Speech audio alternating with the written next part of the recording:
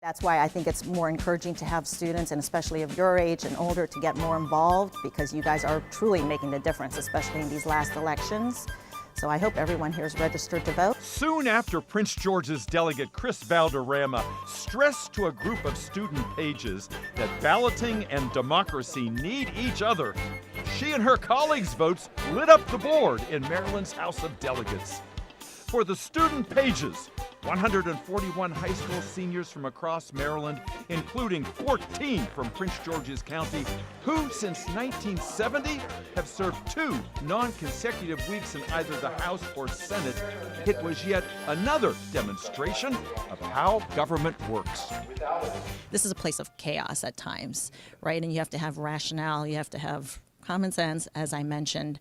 But what I try to do for the pages, I know I've noticed, when pages are on the House floor or on the Senate floor, a lot of my colleagues ask them for, to get coffee, to get water. I try not to do that because I don't think that's what they're up here for. They're here to get them more, see how democracy runs. When they get here and we tell them about their duties, I think initially they've heard about the making of coffee.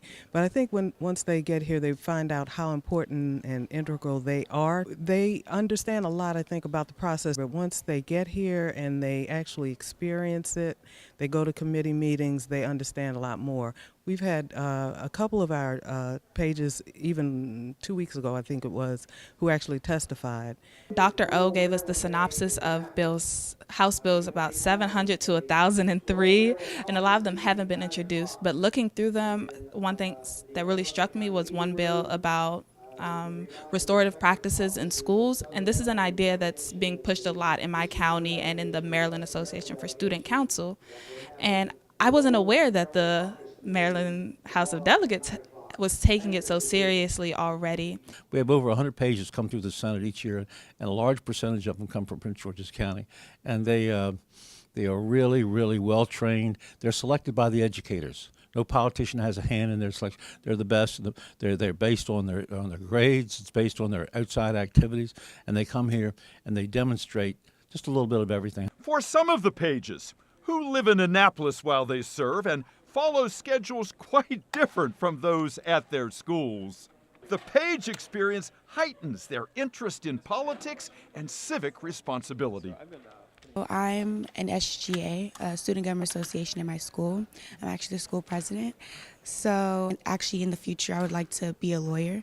So I was like, this is definitely like a gateway, gonna show me the different, I'll be able to meet my delegates, my senator, and this is just a great opportunity. So.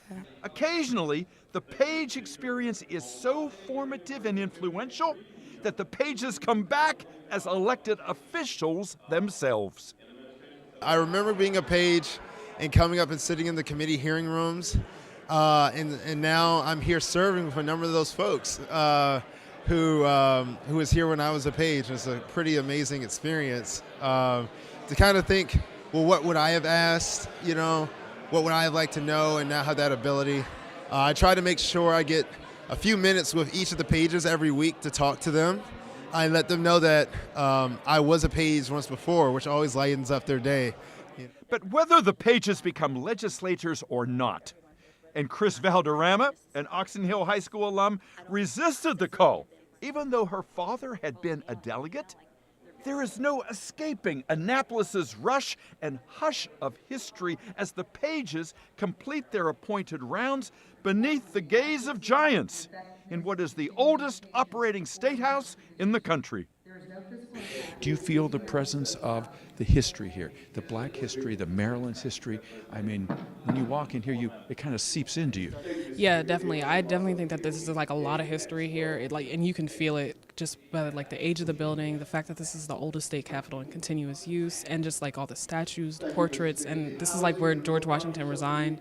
It's just really incredible because you get to see like all these Maryland figures and just everybody who stood in these halls. I've been to the State House a number of times, and one thing that strikes me every time is going into the room where George Washington gave his resignation and seeing the statue of him. It really, even though it's just a statue, it makes everything feel so much more real, being able to stand next to this recreation of such a great man. Well, Thomas Jefferson used to walk around the circle each morning for exercise. He had an office on the second floor. He was appointed ambassador to France from this very building. Of course, the Treaty of Paris was signed ending the Revolutionary War here. Washington gave up his commission here. And also on the House chamber, I restored the Senate chamber the way it was with Washington. But on the House chamber, I restored it the way during the Civil War period. The reason that's important is Maryland rejected the 13th, 14th, and 15th Amendment. So we have that room is exactly as it was assembled during the Civil War period. With statues of two great African Americans, Harriet Tubman and Frederick Douglass, soon to appear in the House chamber, the pages are watching history unfold before their very eyes. It was appropriate that we put Frederick Douglass and Harriet Tubman in the old House chamber because their careers were basically centered around the 1860s, which is the decorum of the House chamber. You know, in this chamber right here, I believe 160 years ago or something to that effect, Frederick Douglass, whose statue is going to be out here eventually, testified of the importance of emancipation and giving the right to vote to everyone, including women, long before the suffrage movement. Whether or not they'll someday be honored with a statue or portrait, today's pages have already taken the first steps to honor our society and to make some Maryland history of their own. And then hearing similar subjects talked about in committee hearings, it was all very helpful and informative and really restored my faith in our system. This is Dave Zarin reporting.